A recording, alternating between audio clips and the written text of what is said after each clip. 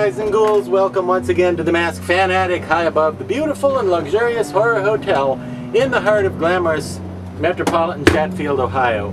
Dr. Lady with you again with another mask in your face, as opposed to on your face, which is where they should be.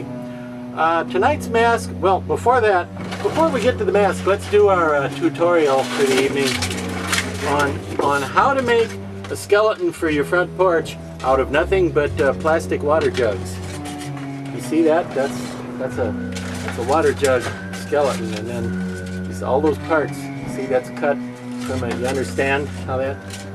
Yeah. Okay. That's all right. I'm lying. That's not really tonight's tutorial. Is not about the water jug skeleton. Actually, tonight we're here to talk about masks for something different here in the Masked Fan Attic. And dig this, Masked Fan Addicts, it's an old Be Something Studios classic from back in the day. You remember the day? No, you probably don't, do you? But I do. And one of the things I remember from back in the day was the Be Something Studios Visitor from Space, aka simply Space Visitor. Now you might be thinking, gee, Visitor from Space, that's not really a tremendously creative name for an alien. It's pretty generic. But you have to remember, these masks were, this was a long time ago, you see. And the original 1977 Star Wars hadn't quite yet had its full impact and had its full chance to change the Earth's orbit and the way that it spins on its axis and all that, like it would soon do. At least not when the first version came out in, I'm just going to say 1975, 5 or 6, was when this version came out. And, you know, usually the first edition of any mask is generally my favorite, but in this case, I tend to like the later edition better. I think this one came along in 79, and this one was from maybe 75 or 6 through 78. Pretty rare to find these days. Actually, they both are very rare these days. But yeah, as you can see, the first one was a lot smoother and kind of weirder, and they're both an interesting, well, sort of a This Island Earth by way of Planet of the Apes. But anyhow, the first one from the 70s was smoother, as you can see, and had these big round eyes and actually had kind of a gawky expression. I guess when you put them together, this one always looked female to me. The later one always looked feminine. And when you put them together, I guess it looks a bit like this is, you know, an alien woman, and this is her big, dumb, slack-jawed high school boy son, who's kind of like, never mind, you know.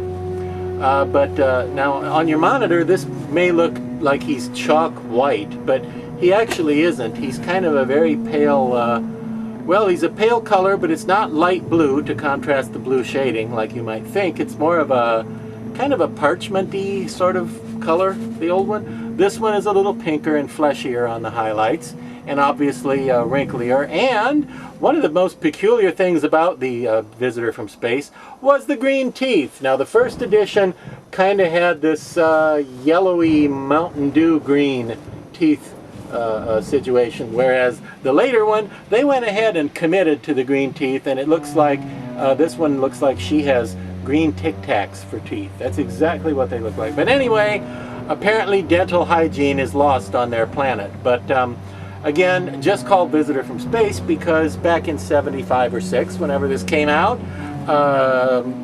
there weren't that many alien masks. So you might, for Halloween, you might be a witch or a skull or Frankenstein or an alien. You know, that was just one of the masks, a space creature. So there weren't a million of them with interesting, strange names and faces yet.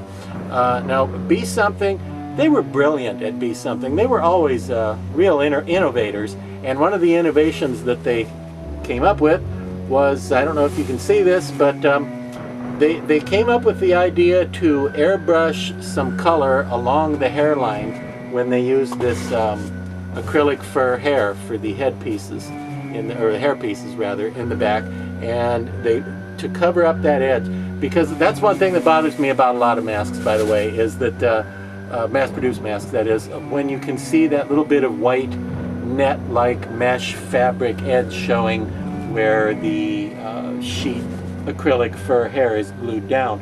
but not the Be-Somethings. They would always airbrush a little dark line along there, and it always looked really cool and brought the whole thing together and made it look much more natural. Oh, another difference between the two, as you may have noticed, the first one had these strange little ears on it, and the one that came out in '79 and was around through part of the '80s had no ears at all.